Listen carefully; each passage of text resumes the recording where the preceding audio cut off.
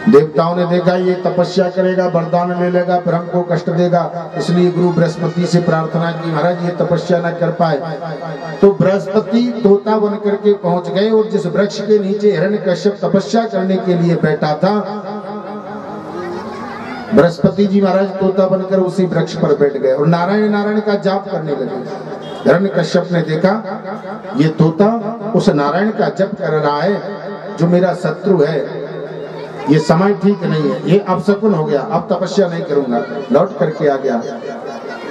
हिरण्यकश्यप की पत्नी कयादु ने देखा मेरे पति तपस्या करने के लिए गए थे और मेरे पति जिस कार्य के लिए जाते हैं नियत कार्य को जब तक पूर्ण ना कर दें तब तक लौट करके नहीं आते, और ये तो सुबह गए शाम को लौट करके आ गए, कारण क्या है? कयादु ने पूछ लिया। हिरण्यकश्यप ने कहा देवी मैं तपस्या करने के लिए गया था, लेकिन जिस वृक्ष के नीचे तपस्या करने के लिए बैठा उस वृक्ष पर एक तोता आ गया और वह नारायण नारायण का जाप करने लगा। कयादु ने सोचा मेरे पति ने कभी नारायण का नाम नहीं लिया, भगवान का नाम नहीं लिया,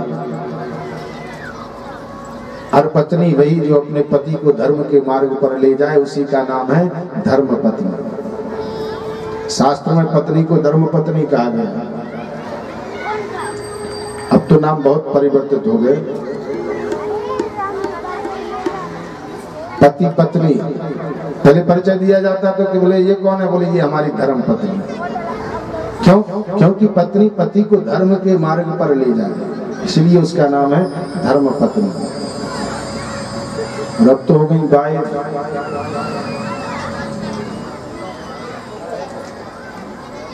एक बेचारी स्त्री थी, वो पढ़ी लिखी तो थी नहीं, लेकिन पढ़े लिखे पति देव मिल गए। वो नौकरी करते थे, अच्छी जगह जाते, अच्छी जगह लोगों में बैठते, पढ़े लिखे लोगों में बैठते, बड़ी बड़ी पार्टियों में जाते।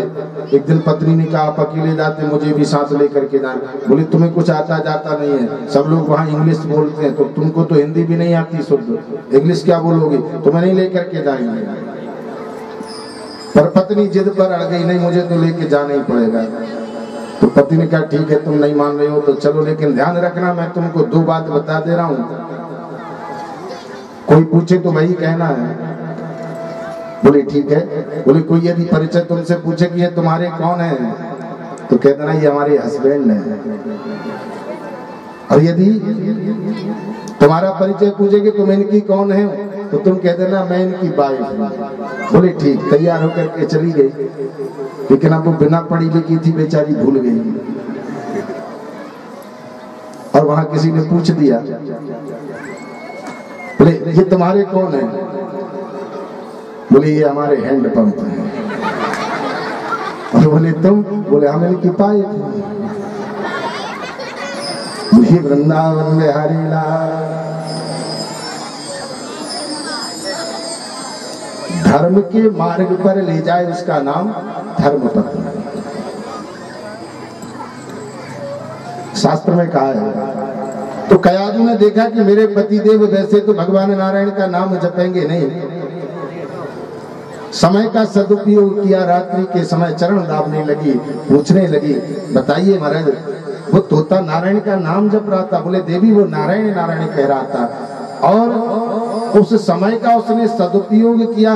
सुखदेव जी कहते राजन अपने पति से 108 बार नारायण का जप कयादु ने करा और उसी समय गर्भ में प्रहलाद की स्थापना हुई। सुखदेव जी कहते राजन यही तो कारण है कि प्रहलाद जी को गर्भ से ही भक्ति का रंग चढ़ गया। हिरण्यकश्यप तपस्या करने के लिए गया, कई वर्षों तक उसने तपस्या की। यहाँ प्रहलाद का जन्म हुआ और वहां ब्रह्मा जी प्रकट हो गए। ब्रह्मा जी ने कहा हिरण्यकश्यप वरदान मांग लो। हिरण्यकश्यप ने कहा महाराज मुझे अमरता का वरदान चाहिए। ब्रह्मा जी ने कहा देखो मरना तो सबको है, पर तुम अमर होकर के क्या करोगे? बोले नहीं महाराज अमरता का वरदान चाहिए और ऐसा वरदान चाहिए। बोले वर्ष के 12 महीनों में किसी महीने में ना मरूं, ना नर से मरूं, न दानव से, न मानव से, और न महाराज वर्ष के 12 महीनों में किसी महीने में ना मरूं, न अस्त्र से, न शस्त्र से, न घर में, न बाहर, न नीचे न ऊपर। तदास्तु कहा ब्रह्मा जी ने। सुखदेव जी कहते हैं लौट करके जब हिरण्यकश्यप आया, अपने पुत्र प्रहलाद को देखा तो प्रहलाद को तो भक्ति का रंग चढ़ाता। हिरण्यकश्यप ने बहुत कोशिश की, प्रहलाद सुधर जाओ, मेरे शत्रु का नाम तुम जपते हो, लेकिन प्रहलाद कहाँ मानने वाले। प्रहलाद को तो भक्ति का रंग चढ़ गया, और एक बार भक्ति का रंग यदि जीव को चढ़ जाए तो फिर वो उतरता नहीं। हिरण्यकश्यप ने अनेक प्रयत्न किए, ऊंची चोटी से नीचे प्रहलाद को फेंक दिया, गर्म कढ़ाई में डाल दिया, लेकिन प्रहलाद पर कृपा भगवान की थी। जाको राखे साइया मार सके ना, बाल ना बांको कर सके जो जग बैरी। भगवान जिस पर कृपा करें उसका कोई बाल बांका नहीं कर सकता। फलता जब हिरण्यकश्यप ने देखा ये मरने वाला नहीं, एक काल कोठरी में बंद कर दिया, बोले यहाँ इसको ना भोजन दो ना जल दो, और भूख प्यास के कारण ये यहीं मर जाएगा। पर भगवान ने देखा मेरा भक्त काल कोठरी में बैठा है, भूखा बैठा है। लक्ष्मी जी से कहा देवी संसार में सबने भोजन कर लिया। बोले महाराज सबका भोजन हो गया, प्रहलाद जो है ना वही भूखा है। बोले देवी भोजन लेकर के जाओ। सुंदर थाल लगा करके लक्ष्मी जी प्रहलाद को भोजन कराने के लिए पहुंच गई। उसी समय हिरण्यकश्यप आया, मैं भी तो देखूं प्रहलाद काल कोठरी में कैसे जी रहा है। पर हिरण्यकश्यप जब आया, आकर के देखा तो प्रहलाद भोजन कर रहे हैं। सच बताओ प्रहलाद ये भोजन तुमको किसने दिया? बोले पिताजी जो संसार को पाल रहा है, जो संसार को खिला रहा है, उसी वही मुझे खिला रहा है। मेरे नारायण प्रभु ने मुझको भोजन दिया। कहाँ है तेरा नारायण? बोले पिताजी आप में, मुझ में, सब में जड़ चेतन गुण दोष में विश्व की निकट, सब में प्रभु बैठा है।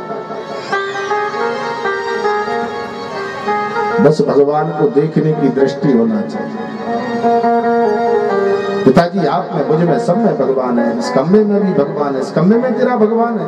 तलवार लेकर के आया हिरण्यकश्यप, मैं आज तेरे नारायण को नहीं छोड़ूंगा। सुखदेव जी कहते राजन उस खंबे पर तलवार का प्रहार किया हिरण्यकश्यप ने, पर प्रहलाद पर कृपा करने के लिए भगवान खंबे में विराजमान हो गए, नरसिंह का रूप लेकर के विराजमान हो गए। जैसे ही खड्ग का प्रहार किया, नरसिंह रूप लेकर के भगवान प्रकट हो गए। बोलिए नरसिंह भगवान की जय। हरि अपने भक्त की आंख में आंसू देख न पाते हैं, कन्हैया दौड़े आते हैं, कन्हैया दौड़े आते हैं।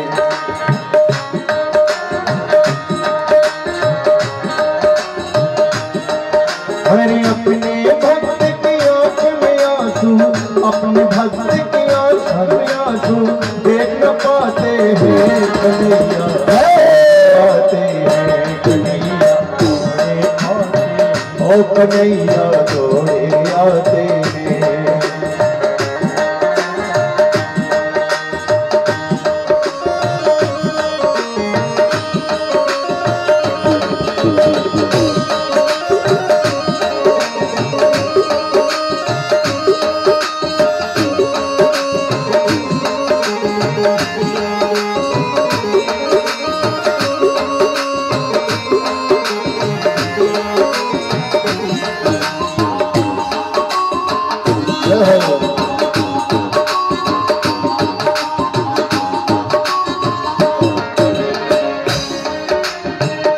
जहाँ में सोने सा नहीं कोई श्याम जैसा, जहाँ में सोने सा नहीं कोई श्याम जैसा।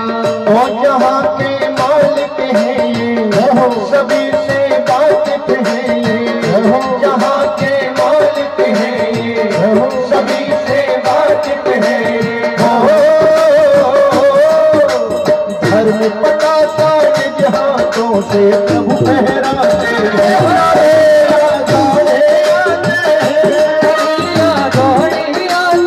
ऐसे में भैया तालियां बजा के दोनों हाथ उठाइए, क्या बात है। कन्हैया दौड़े आते हैं,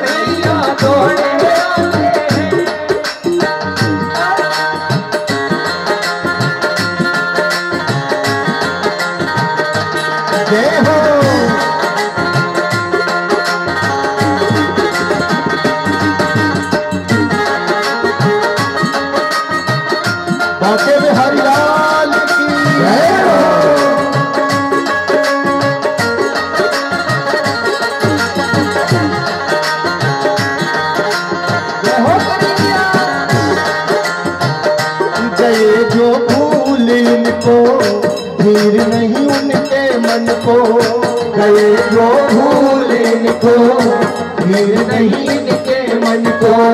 तिजोरी लाख भरी हो, मोट में महल खड़ी हो, तिजोरी लाख भरी हो, मोट में महल खड़ी हो।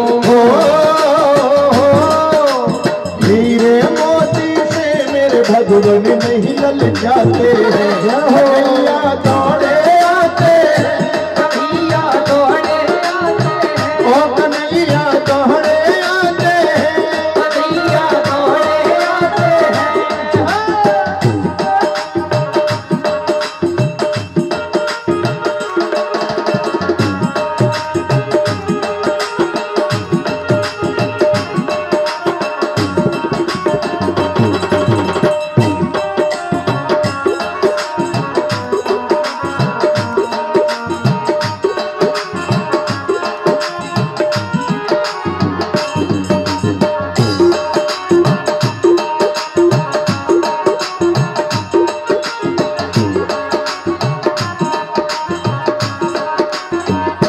याद कर गज की गाथा